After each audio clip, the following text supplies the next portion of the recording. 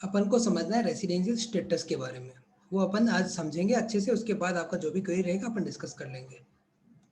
तो residential status में अपन ने समझा था कि कोई इंसान यदि इंडिया में रहेगा तभी उसका इनकम टैक्स लगेगा, अदरवाइज इंडिया में वो नहीं रहता है तो उसका टैक्स, इनकम टैक्स इंडिया में नहीं लगेगा। तो वो कब इंडिया का सिटीजन माना जाएगा, कब इंडिया का रेसिडेंशियल माना जाएगा, कब वो इंडिया का रेसिडेंट नहीं माना जाएगा, ये अपन ने जाना था।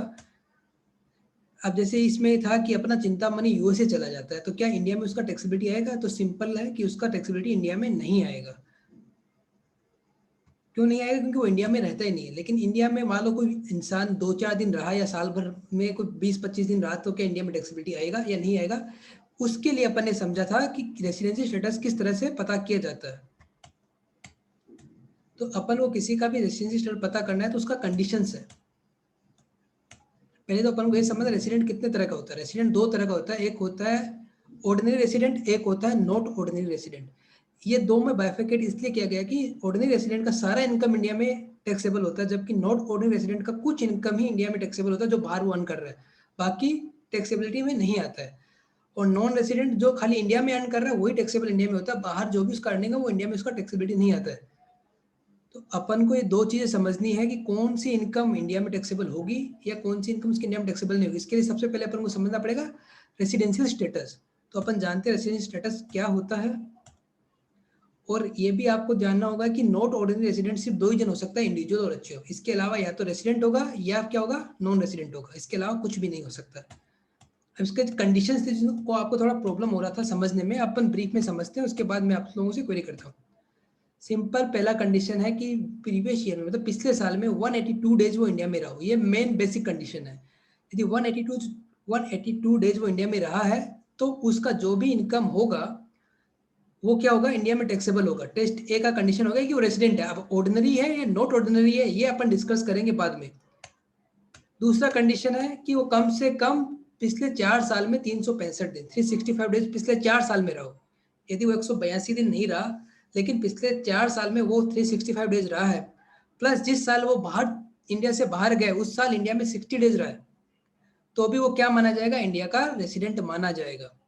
यहाँ अपना कंडीशन फुलफिल होने से क्या माना जाएगा, सिर्फ और सिर्फ इंडिया का रेसिडेंट।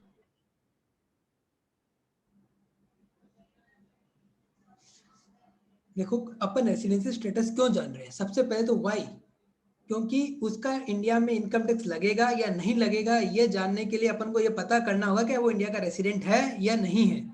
सिंपल। तो इंडिया का रेसिडेंट कब माना जाएगा, जब इंडिया में रहेगा, सिंपल सी बात है। तो सिंपल कंडीशन क्या है, 182 डेज वो कम से कम इंडिया में रहना चाहिए। 182 डेज वो कम से कम इंडिया में रहना चाहिए। यदि मान लो वो 182 दिन इंडिया में नहीं रहा, किसी भी कारण हो सकता है कि वो अपने घूमने के लिए निकल गया हो, या कोई अब्रॉड में ऑपरेशन कराने चला गया हो, या हो सकता है अपने रिलेटिव के यहाँ चला गया हो कहीं पे। हो सकता है कि पिछले साल में वो 365 डेज में से 182 डेज नहीं रहो, तो क्या वो 60 दिन रहा इंडिया में? हाँ भाई 60 दिन वो इंडिया में रहा है, चलो 60 दिन वो इंडिया में रहा है, तो दूसरा कंडीशन देखेंगे क्या पिछले 4 साल में वो 365 दिन इंडिया में रहा है, तो ये भी देखना पड़ेगा। हाँ ये भी रहा है। और वो कौन से पर्पज से बाहर नहीं गया है, जॉब करने के पर्पज से, तब कंडीशन सेकंड सेटिस्फाइड हो जाएगी। कंडीशन वन और कंडीशन टू में एक सेटिस्फाई हो गया टेस्ट ए का, तो वो इंडिया का रेसिडेंट माना जाएगा। क्वेश्चन के थ्रू भी अपन कर लेंगे, ठीक है। अब आगे बढ़ते हैं। एंड ये कंडीशन सेटिस्फाइड होगी, उसके बाद टेस्ट बी की दो कंडीशन है, वो दोनों सेटिस्फाइड होगी तो ऑर्डिनरी रेसिडेंट माना जाएगा, अदरवाइज क्या माना जाएगा, नॉट ऑर्डिनरी रेसिडेंट। कंडीशन एक क्या है कि पिछले 10 साल में वो 2 साल इंडिया का रेसिडेंट रहा हो, मतलब रेसिडेंट कब, 182 डेज या 60 डेज वाला कंडीशन फुलफिल किया हो, रेसिडेंट रहा हो। सेकंड, वो कम से कम 730 डेज रहा हो 7 साल में, पिछले 7 साल में कम से कम वो 730 दिन इंडिया में रहा हो। ये कंडीशन दोनों सेटिस्फाइड हो गई, एंड लिखा हुआ है, दोनों सेटिस्फाइड हो गई तो वो इंडिया का नॉर्मल रेसिडेंट माना जाएगा, ऑर्डिनरी रेसिडेंट। इसमें से कोई भी एक कंडीशन सेटिस्फाइड हो जाए, ये दोनों सेटिस्फाइड हो गई तो क्या माना जाएगा, ऑर्डिनरी रेसिडेंट, अदरवाइज वो क्या माना जाएगा, नॉट ऑर्डिनरी रेसिडेंट, यदि कंडीशन टेस्ट ए की 1 या 2 में से कोई सेटिस्फाइड होती है। इस पे मैं एक क्वेरी ले लेता हूं, उसके बाद आप डिस्कस करते हैं।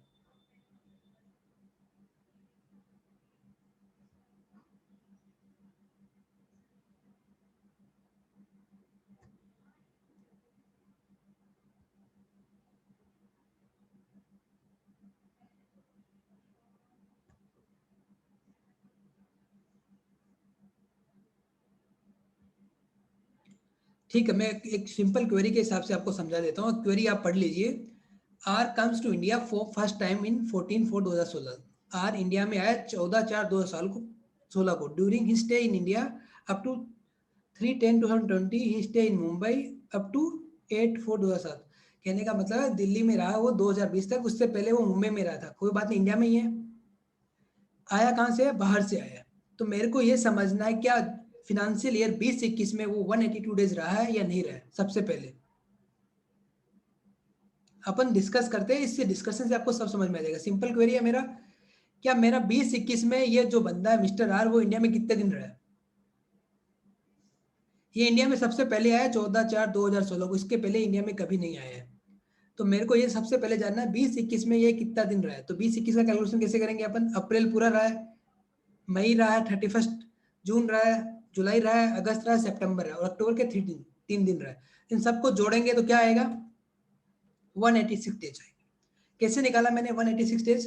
अप्रैल में 30 डेज, मई के 31 डेज, जून के 30 डेज, जुलाई 31, अगस्त 31, सितंबर 30 और अक्टूबर के 3 दिन। ये सब जोड़ के कितना आया? 186 डेज। तो कंडीशन क्या था मेरा? कंडीशन था कि कम से कम 182 डेज वो इंडिया में रहे। ये सेटिस्फाइड हो चुका है, सिंपल है। तो मेरे को कंडीशन देखना, दूसरे का देखने का रिक्वायरमेंट ही नहीं है। ये हो गया रेसिडेंट। अब ये ऑर्डिनरी है या नॉट ऑर्डिनरी है, ये जानने के लिए मेरे को दो कंडीशन और देखनी पड़ेगी। तो दूसरा कंडीशन और क्या है मेरे पास टेस्ट बी का, कि पिछले 10 साल में 2 साल वो इंडिया का रेसिडेंट रहना चाहिए। ये रहा है क्यों? देखो, 16 पूरा रहा, 16-17 ये पूरा इंडिया में रहा है, तो ऑब्वियस सा बात है पूरा साल इंडिया में रहा है तो इंडिया का रेसिडेंट माना ही जाएगा। 17-18 भी पूरा साल इंडिया में रहा है तो इंडिया का रेसिडेंट माना ही जाएगा, क्योंकि 182 डेज से ज्यादा रहा है तो इंडिया का रेसिडेंट तो माना जाएगा। तो ये कंडीशन भी सेटिस्फाइड हो गई। हुई या नहीं हुई? पिछले 10 साल में 2 साल इंडिया का रेसिडेंट माना गया है या नहीं माना गया है? बताइए आप लोग। जब वो जिस दिन छोड़ के गया है उस दिन तक काउंट किया जाएगा, मतलब 3/10/2020 तक काउंट किया जाएगा। कब से? 1 अप्रैल 2020 से। 2021 का अपन कैलकुलेट कर रहे हैं। परफेक्ट है, 2 साल वो इंडिया का रेसिडेंट माना गया है, तो ये भी कंडीशन फुलफिल है। और चौथी कंडीशन आती है, वो क्या बोलती है? क्या पिछले 7 साल में वो 730 दिन इंडिया में रहा है? डेफिनेट है रहा है। ये आंसर यहाँ पे जो आ रहा है मेरे हिसाब से तो रहा है। देखते हैं एक सेकंड, ये आंसर नहीं होगा यहाँ पे।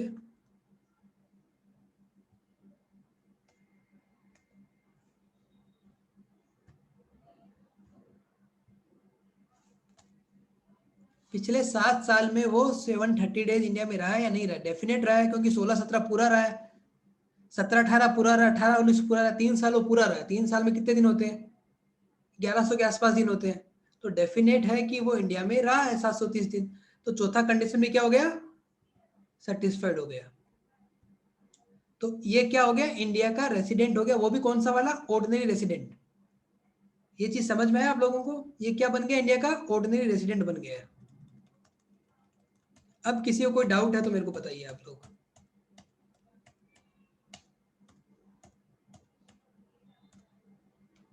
किसी को कोई भी डाउट है अभी? कोई भी कंडीशन में, टेस्ट ए टेस्ट बी का कोई भी कंडीशन में किसी को कोई भी डाउट है तो अब वो क्वेरी कर सकता है। ऑर्डिनरी का मतलब सिंपल है कि उसका सारा इनकम इंडिया में टैक्सेबल होगा। ऑर्डिनरी और नॉर्मल एक ही बात हो गया सुभाष। ऑर्डिनरी और नॉर्मल रेसिडेंट एक ही बात हो गया। या तो ऑर्डिनरी होगा या नॉट ऑर्डिनरी होगा। नॉट ऑर्डिनरी मतलब कि सारा इनकम उसका इंडिया में टैक्सेबल नहीं होगा, कुछ इनकम इंडिया में टैक्सेबल नहीं होगा। वो अपन ने आगे समझा स्कोप ऑफ इनकम, वो भी अपन कर लेंगे वापस। यहाँ पे ये चीज समझ में आ गया डेज कैसे गिनना है अपन को। डेज गिनने का कंडीशन टेस्ट ए कैसे लगाना, टेस्ट बी कैसे लगाना है। किसी को कोई भी डाउट है तो अभी पूछ सकता है। टेस्ट ए क्लियर करता है तब भी अपन टेस्ट बी में जाएंगे, अदरवाइज टेस्ट बी में नहीं जाएंगे। टेस्ट ए क्लियर नहीं करता है तो सिंपल है, नॉन रेसिडेंट हो गया। टेस्ट ए का कोई भी कंडीशन सेटिस्फाई करता है तो रेसिडेंट है, लेकिन टेस्ट बी की दो कंडीशन को फुलफिल करेगा तब बनेगा ऑर्डिनरी रेसिडेंट, अदरवाइज क्या होगा? Not ordinary resident.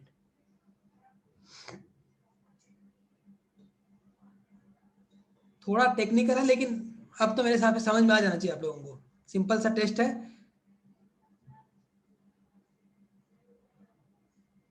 किसी को कोई डाउट है? नहीं तो मैं आगे बढ़ता हूँ फिर। दोनों ही डेज काउंट किए जाएंगे, अराइवल और डिपार्चर। जिस दिन आया वो भी दिन काउंट होगा, जिस दिन गया वो भी दिन काउंट होगा। चलो ये चीज समझ में आ गई आप लोगों को। इस पे एक दो क्वेरी और भी है, वो भी अपन कर लेते ताकि क्वेश्चंस भी अपने सारे क्लियर हो जाएंगे और इसके बाद अपन आगे टॉपिक भी बढ़ जाएंगे।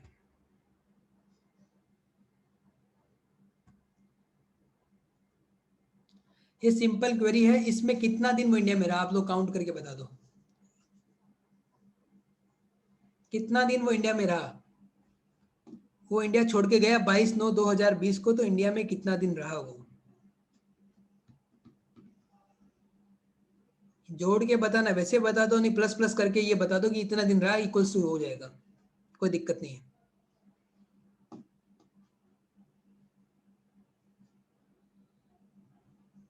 अंकिता प्रकाश, आपका आंसर परफेक्ट है, बाकी लोग भी जल्दी जल्दी बता दो।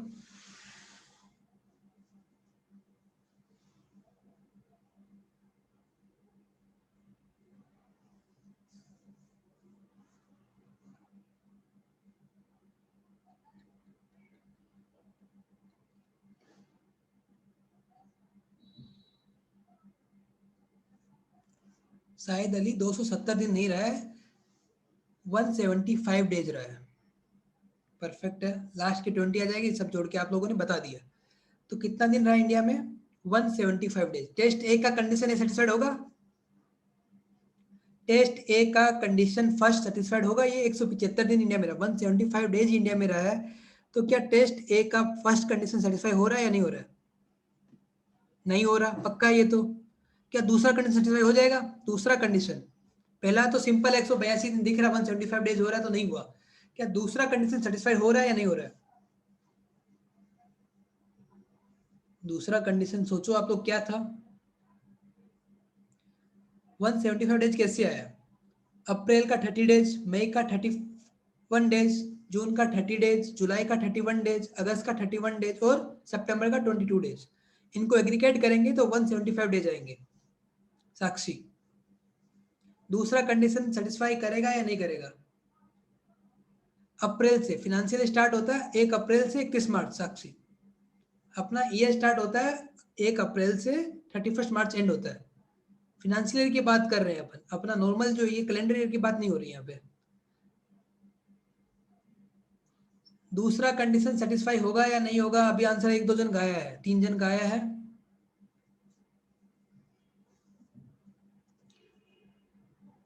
देखो, पहला कंडीशन सेटिस्फाई नहीं हुआ पक्का है, क्योंकि 182 डेज वो इंडिया में नहीं रहा, ये नहीं हुआ। दूसरा क्या बोलता है? 365 डेज पिछले 4 साल में, मानते ही इंडिया में रहने वाला इंसान है, 4 साल पूरा का पूरा 4 साल रहा है, इस साल भी वो 175 दिन रहा है, फिर भी ये कंडीशन सेटिस्फाई नहीं हुआ। क्यों? क्योंकि जॉब करने के लिए बाहर जा रहा है। ये आपको समझना है, यदि ये जॉब करने के लिए बाहर जा रहा है तो टेस्ट ए का कंडीशन 2 देखेंगे नहीं, नॉट अप्लीकेबल। कंडीशन क्या होगा? ये नॉट अप्लीकेबल, ये अप्लाई ही नहीं होगा इस पे। जॉब करने के लिए बाहर गया है तो आपको 182 डेज वाला कंडीशन देखना है, दूसरा कंडीशन देखना ही नहीं है। होप सो ये चीज समझ में आया आपको। तो अब टेस्ट ए का दोनों कंडीशन ही सेटिस्फाई नहीं हुआ, तो मेरे को टेस्ट बी में जाना ही नहीं है, तो ये क्या बन गया? Simple non resident Indian.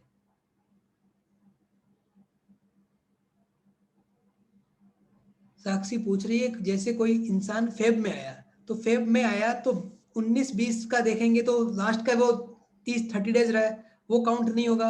और 20-21 में भी अपन स्टार्ट करेंगे 1 अप्रैल से, तो 20-21 में भी वो इंडिया का रेसिडेंट नहीं रहा है, तो दोनों ही केस में वो इंडिया का रेसिडेंट नहीं माना जाएगा, 19-20 में भी नहीं माना जाएगा, 20-21 में भी नहीं माना जाएगा। साक्षी का क्वेरी है, मान लेते हैं कि ये जो इंसान इंडिया में पहली बार आया फेब में, तो आप 21-22 का कैलकुलेट कैसे करोगे? मैं 21-22 का कैलकुलेट सिंपल करूंगा, 1 अप्रैल 2020 से, और इंडिया में कब छोड़ के गए 22 में, तो ये ही कैलकुलेट करूंगा मैं इस साल के लिए। ठीक है, आगे वाली कंडीशन के लिए पिछले साल देख सकता हूँ कि 10 साल में 2 साल रहा है नहीं रहा है, पिछले 7 साल में 730 दिन रहा है नहीं रहा है, लेकिन टेस्ट ए का दोनों कंडीशन सेटिस्फाई नहीं होगा तो मैं टेस्ट बी में नहीं जाऊंगा। साक्षी, ये फिनेंशियल ईयर से स्टार्ट होगा, फिनेंशियल ईयर 1 अप्रैल से स्टार्ट होता है, तो मेरे को अलग अलग ईयर, हर ईयर का अलग अलग देखना पड़ेगा। नहीं, एक साल यदि रेसिडेंट हो गया तो अगले साल रेसिडेंट रहूं, ये जरूरी नहीं है। हर साल का मेरे को ये कैलकुलेशन करके देखना पड़ेगा कि वो इंसान इंडिया का रेसिडेंट है या नहीं है, हर साल का अलग कैलकुलेशन होगा। कोई फेब में आया तो पिछले साल में वो कैलकुलेट होगा, और इस साल अप्रैल से स्टार्ट होगा। ये शायद आप लोगों को डाउट हो तो अभी क्लियर हुआ। हर साल मेरे को देखना है, ठीक है। टेस्ट बी इसमें मेरे को अप्लाई नहीं करना है, फिर भी मैं कंडीशन बता देता हूँ टेस्ट बी की क्या है। टेस्ट बी की पहला कंडीशन 10 साल में 2 साल रेसिडेंट रहा हो और पिछले 7 साल में 730 डेज रहा हो। इस केस में दोनों ही रेलिवेंट नहीं है, क्यों? क्योंकि टेस्ट ए सेटिस्फाई नहीं हुआ है। जॉब वालों को 365 नहीं 182 डेज वाला कंडीशन देखना है, 182 डेज ये वाला कंडीशन, कंडीशन 1 देखना है, कंडीशन सेकंड अप्लाई नहीं होगा, ठीक है। किसी को कोई भी डाउट है इस क्वेरी पे तो आप कर सकते हो, कोई भी डाउट है,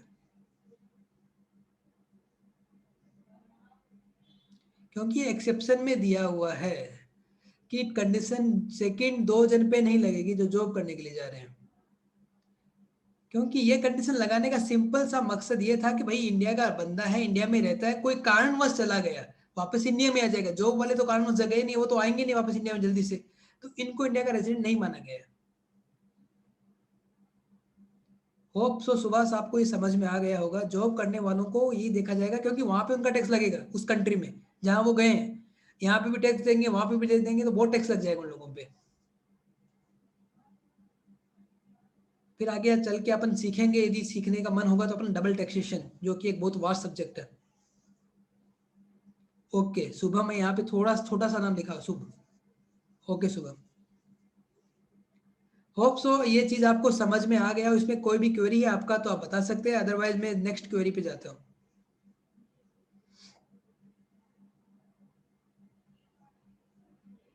किसी को भी कोई डाउट है? ठीक है चलिए, कोई डाउट नहीं है तो अपन नेक्स्ट आगे बढ़ते हैं। ये क्वेरी आप लोग पढ़िए और अब मेरे को बताइए क्या आपको इसमें समझ में आया। क्या ये इंडिया का रेजिडेंट होगा या नहीं होगा?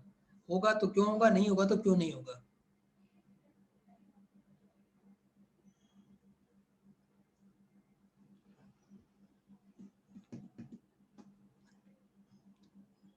कितना दिन ये इंडिया में रहा, सबसे पहले तो ये बताना आप लोगों को।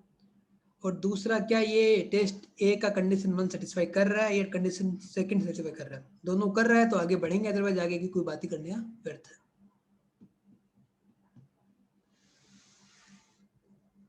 सबसे पहले दिमाग में ये डालना आपको कि वो कितना दिन इंडिया में रहा है। यदि 182 डेज इंडिया में रहा है तो डेफिनेट है वो रेजिडेंट हो गया। उसके बाद ऑर्डिनरी है नॉट ऑर्डिनरी वो देखेंगे। 182 डेज नहीं रहा है तो दूसरा कंडीशन पे जाना है। वो कब जाना है और कब वो अप्लाई नहीं होता, इतना आपको याद रखना है, सिंपल।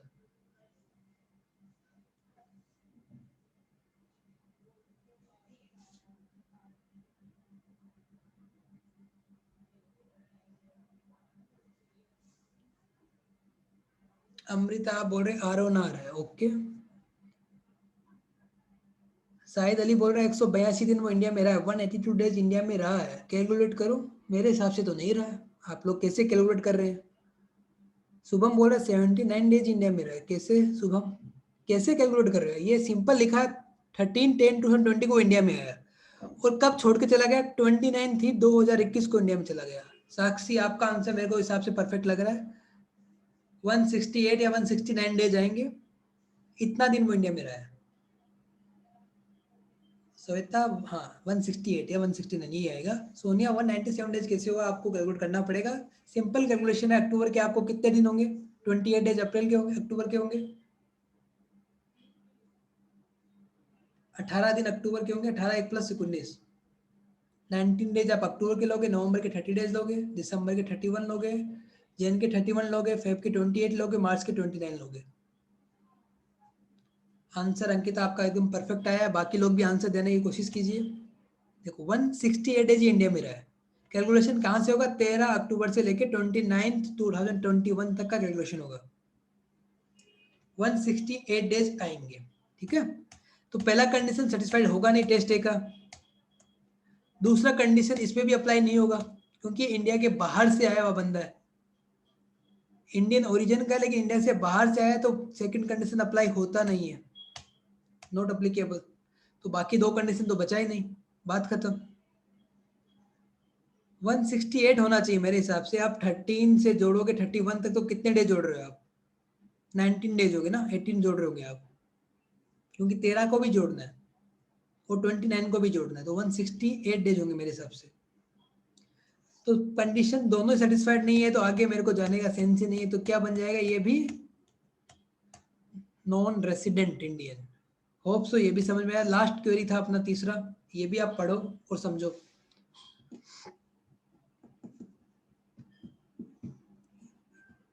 ये क्वेरी में दो चीज है, क्या ये 19-20 में इंडिया का रेसिडेंट है या नहीं है, 20-21 में अलग है, 19-20 और 20-21 दोनों को कैलकुलेट करो आप लोग।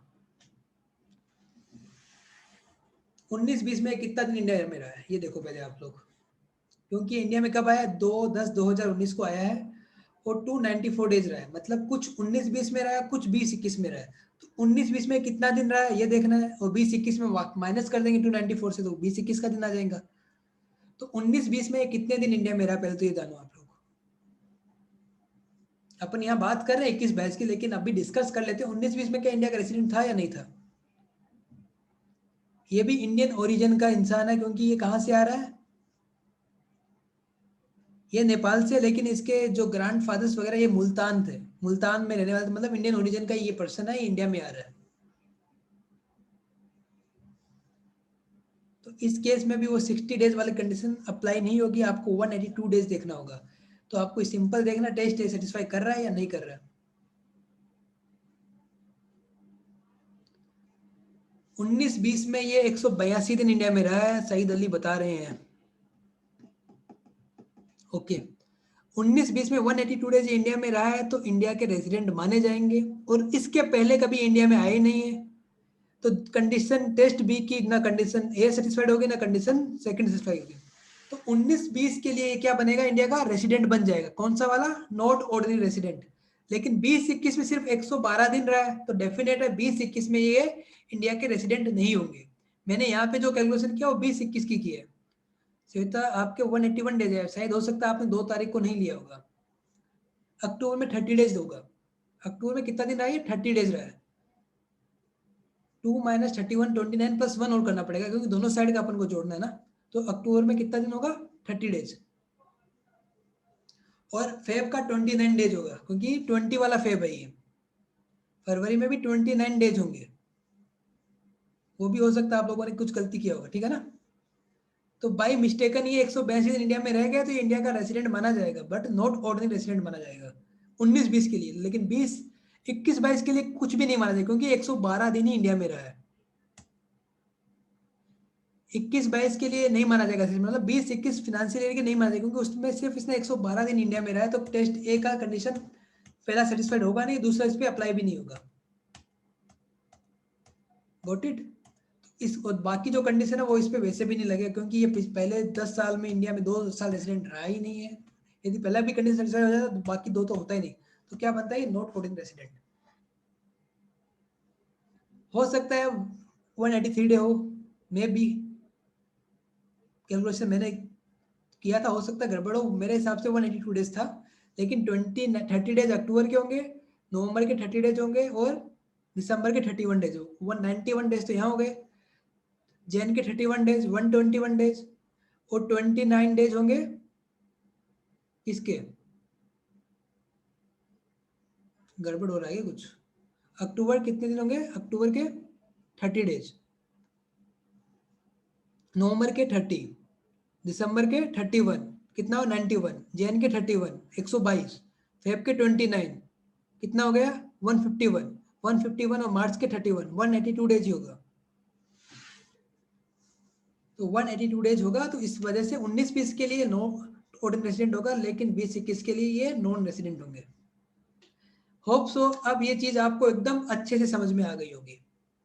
किसी को कोई भी डाउट है ये क्वेरी सोल्व करने के बाद, किसी को कुछ भी डाउट है इस चीज में।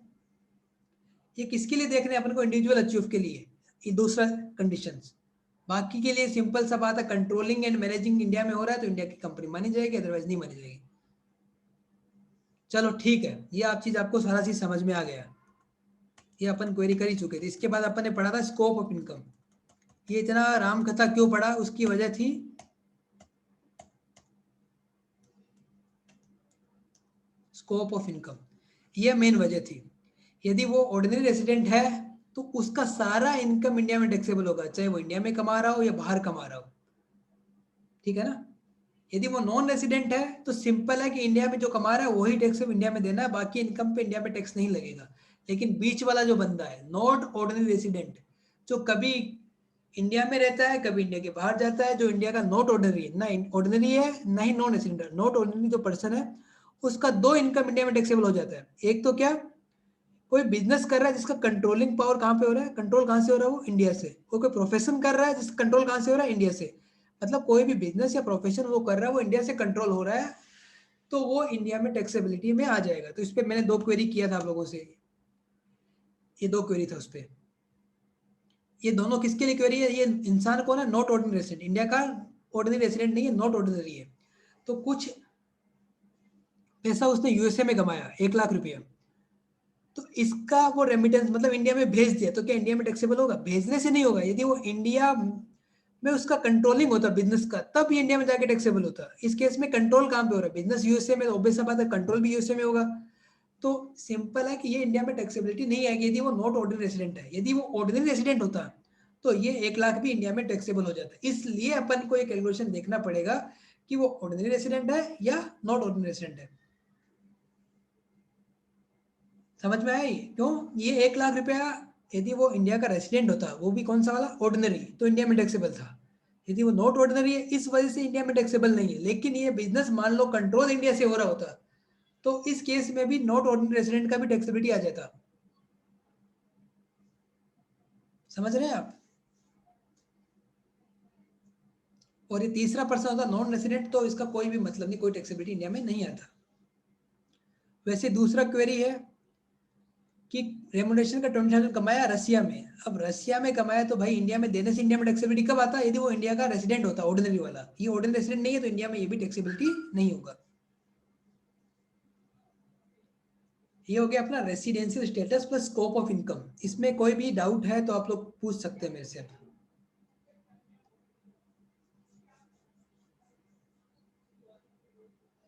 यहाँ लिखा नहीं है शुभम, मैंने तीनों बता दिए। यदि ये रेसिडेंट होता है इंडिया का तो इंडिया में टैक्सेबल है, ऑर्डिनरी रेसिडेंट। यदि नॉट ऑर्डिनरी रेसिडेंट है तो इंडिया में टैक्सेबल नहीं है, नॉन रेसिडेंट है तो इंडिया में टैक्सेबल होगा ही नहीं। वैसे दूसरा क्वेश्चन में रेमुनेशन यदि ये इंडिया का रेसिडेंट ऑर्डिनरी वाला है तो टैक्सेबल होगा, नॉट ऑर्डिनरी है तो नहीं होगा, और नॉन रेसिडेंट है तो नहीं होगा। सेकंड क्वेश्चन में रेमुनेशन मिला 20,000 का, जो काम किया उसने रसिया में कुछ, उसके बैंक अकाउंट मिला, वो रेमिटेंस कर दिया इंडिया में। तो ऑब्वियस सा बात है कहाँ मेहनत हुआ, रसिया में। सैलरी कहाँ मिला, रसिया में। तो इंडिया में टैक्सेबिलिटी कब आएगा, यदि वो नॉट ऑर्डिनरी रेसिडेंट नहीं हो, ऑर्डिनरी रेसिडेंट हो, खाली ऑर्डिनरी होगा तभी टैक्सेबल आएगा, नॉट ऑर्डिनरी होगा तो टैक्सेबिलिटी नहीं आएगा।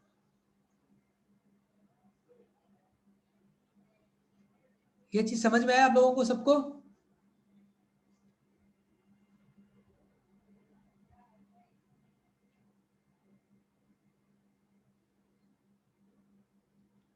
इंडिविजुअल का, हर इंसान का अलग अलग देखा जाएगा। जो अर्निंग मेंबर है उसका अलग अलग देखा जाएगा। मान ले एक घर में 10 जन रहते हैं, एक जन यूएसए जाके बिजनेस कर रहा है, बाकी यहाँ पे रहते हैं।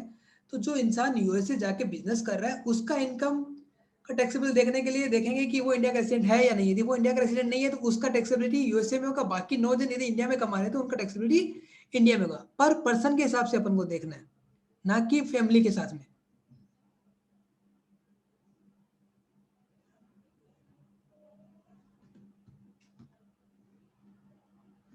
तो अपन, अब मैं दूसरा क्वेरी आप लोगों से कि इस तरह से अपन क्लासेस कर सकते हैं कि मैं आपको वीडियोस दे दूं और फिर क्वेरी सेशन करूं, ये करें या लाइव सेशन लें। आप लोग मेरे को गाइड कर सकते हैं, जैसा आप लोग बोलोगे मैं वो कर लूंगा। कल भी आपको 1 से 2 वीडियो मिलेंगे जो होगा कि किस टैक्सेबल अमाउंट क्या होगा, रेट क्या होगा उस पर।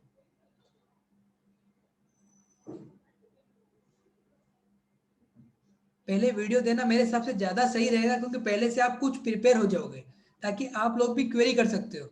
फिर डिस्कशन तो अपन करेंगे हर चीज़ का, वापस अपन ने पूरा पढ़ा है, इसमें मेरा पढ़ाने का तरीका भी फास्ट हो गया। दूसरा, आप लोगों को पहले बैकग्राउंड था तो आप लोगों को समझने में आसानी हो गया। और दूसरा, कोई भी वीडियोस देखेगा ना बाद में, तो इतना ज़्यादा उसमें क्या नहीं होगा, कन्वर्सेशन नहीं होगा। वीडियो अलग से है, डिस्कशन अलग से है। जिसको डिस्कशन देखना है वो देख सकता है, अदरवाइज वीडियो से वो अपना काम चला सकता है। नहीं, बाकी बहुतों को बाद में यदि आप रिकॉर्डिंग देखते हो तो प्रॉब्लम होता होगा कि सर इतना क्यों बोल रहे हैं, सर इतना क्यों बात कर रहे हैं। इस वजह से ये मैंने सोचा कि